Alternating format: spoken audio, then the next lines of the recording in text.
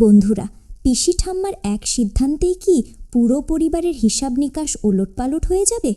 কনকের অপমানের জ্বালা কি শেষ পর্যন্ত রাহির নতুন সংসারকে ছারখার করে দেবে?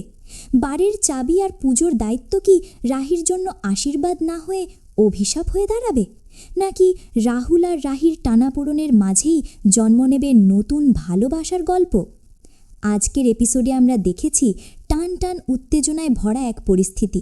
একদিকে কনকের তীব্র অভিমান, অন্যদিকে রাহির অসহায় লড়াই। কিন্তু সামনে কি অপেক্ষা করছে? রাহুল কি পারবে কনকের জেদ ভাঙতে, নাকি তিতলির প্রতিশোধের আগুনে পুড়ে যাবে রাহির সমস্ত সুখস্বপ্ন? এই সব প্রশ্নের উত্তর খুঁজতেই আজকের এই বিশেষ আলোচনা, তাই ভিডিওটি একদম শেষ পর্যন্ত দেখে নিও।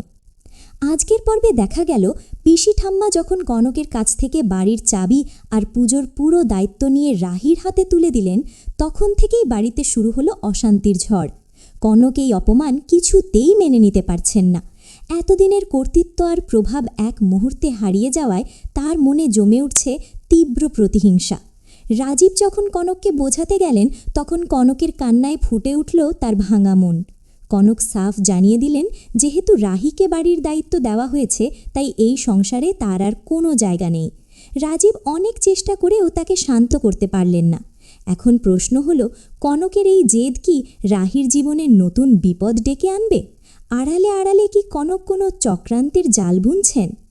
এদিকে রাহুল আর রাহির মধ্যে দূরত্ব যেন কমার নামই নিচ্ছে না। পিসি ঠাম্মার কথায় বাধ্য হয়ে দুজনকে একসাথে পুজোর কেনাকাটায় যেতে হচ্ছে।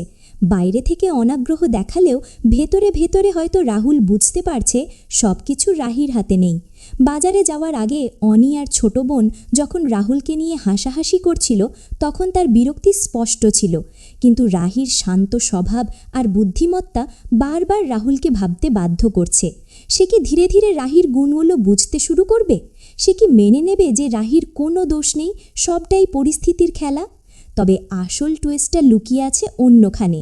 তিতলি, রাহুলের প্রাক্তন প্রেমিকা এবং রাহির নিজের বোন, এখন প্রতিশোধের আগুনে জ্বলছে। বাড়িতে বসেই সে রাহির বিরুদ্ধে বিষ ছড়াচ্ছে।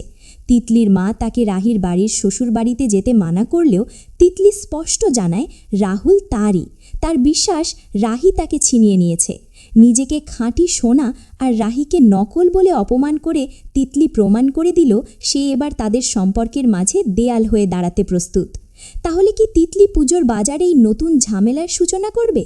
তার পরিকল্পনা কি সফল হবে, নাকি এবার রাহুল বুঝে যাবে তার আসল চেহারা?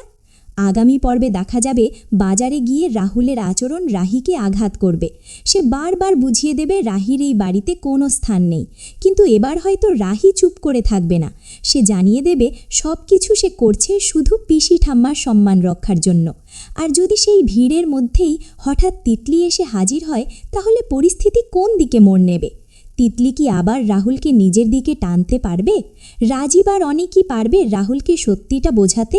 আর কনক, সেই কি পুজোর কাজে রাহির পথে নতুন বাধা সৃষ্টি করবে?